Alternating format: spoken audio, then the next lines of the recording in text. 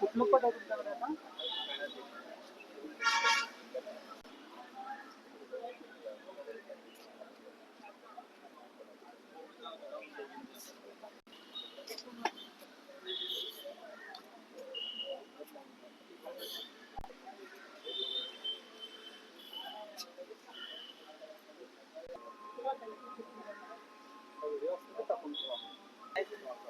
युट्यूबवर सगळं आहे. तुम्हाला ते दाखवताना लिंगायत धर्माला स्वतंत्र धर्माची मान्यता मिळावी अशा पद्धतीची मागणी कर्नाटकमध्ये जोर धरते.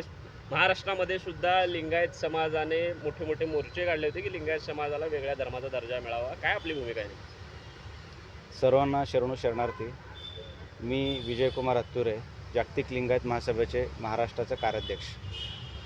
आत्ताच आपण बोललेला आहात, देशभरात जातीगणना होणार आहे. याची सुरुवात कर्नाटकमध्ये 22 सप्टेंबरपासून सुरुवात होणार आहे. तेथील सर्व मठाधीशांनी एकत्रित येऊन, सर्व विविध संघटना एकत्रित येऊन त्या ठिकाणी त्यांचा असा ठराव झालेला आहे की धर्माच्या कॉलममध्ये तुम्ही लिंगायत किंवा वीरशैव लिंगायत असं ते सांगितलेलं आहे. काही लोकांचं वीरशैव लिंगायत सांगतात, काही लिंगायत सांगतात. आणि जातीच्या कॉलममध्ये आपलं पोटजात मेन्शन करायचं आहे. आता ही मागणी का करतो आहे आम्ही? कारण देश स्वातंत्र्य होण्यापूर्वी लिंगायत हे स्वतंत्र धर्म होतं. इंग्रजांनी जेव्हा त्यांचे गॅजेट काढले त्याच्यामध्ये आलेलं आहे. म्हैसूरचं गॅजेट आहे, हैदराबादचं गॅजेट आहे, मुंबईचं गॅजेट आहे. या सगळ्यामध्ये मुंबईत हे आपला लिंगायत हे स्वतंत्र अशी गणना केलेली आहे. मग 1947पर्यंत आपला हा धर्म स्वतंत्रच होता. 1947 साली 3 धर्मांचा हे काढण्यात आला, धर्ममान्यता काढण्यात आला. त्यामध्ये प्रामुख्याने शीख धर्माचा आला व जैन धर्माचा आला.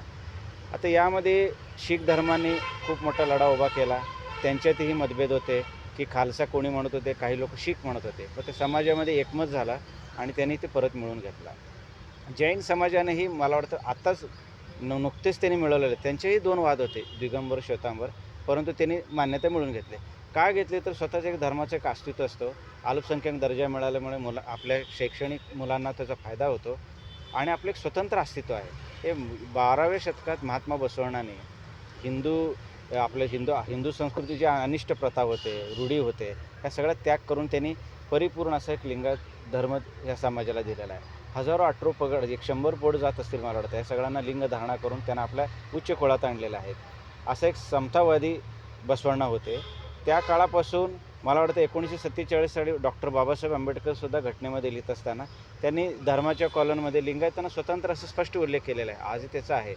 परंतु आमची लोकं मिळवण्यास कमी पडले. याकरिता 23 कर्नाटक राज्य, तेलंगणामध्ये विविध मोठमोठे मोर्चे झाले. त्या मोर्चाचं फलित असं झालं की कर्नाटक सरकारनं कर्नाटकचे मुख्यमंत्री सिद्धरामय्या यांनी हायकोर्टाचे जज जे नागमोहन दास आहेत त्यांची कमिटी नेमली. त्याच्यामध्ये त्यांना सखोल अभ्यास करण्यासाठी सांगितलं. त्या कमिटीला सांगण्यात आलं की बाबा राज्यघटनेमध्ये एखाद्या धर्माला जर मान्यता द्यायचं असेल की धर्माच्या ते आपल्या संविधानाच्या चौकटीत बसलं पाहिजे. त्या धर्माचं संस्थापक पाहिजे, धर्मचिन्ह पाहिजे, वचनसहित सगळे हे जे अभिप्रेत आहे ते सर्व अभ्यास केल्यानंतरनं लिंगायत हा परिपूर्ण धर्म आहे असे त्यांनी अहवाल दिले आणि कर्नाटक सरकारनं धर्म मान्यता दिली. आता हे राष्ट्रीय जनगणना आहे. ह्याच्यामध्ये आता हे देशाला की आपल्याला महाराष्ट्रात किती लिंगायत लोक राहतात, कर्नाटकमध्ये किती राहतात, तेलंगणामध्ये किती राहतात, स्वतः ही लिंगायतांची काउंट होती. त्यामुळं लिंगायत समाज कुठं वसलेला आहे यासाठी सर्वच मठाधीशांनी किंवा सर्व संघटनांनी आवाहन केले आहे की आपल्या धर्माच्या रकान्यात लिंगायतल्या व आपला पोटजात मेन्शन करा. येणारा हा काळ म्हणजे आपला स्वतंत्र ओळख राहील. मी तमाम महाराष्ट्रातील 1 कोटी जनतेला सुद्धा विनंती करतो की आपण ही जनगणनामध्ये अशाच पद्धतीचा उल्लेख करून करावे.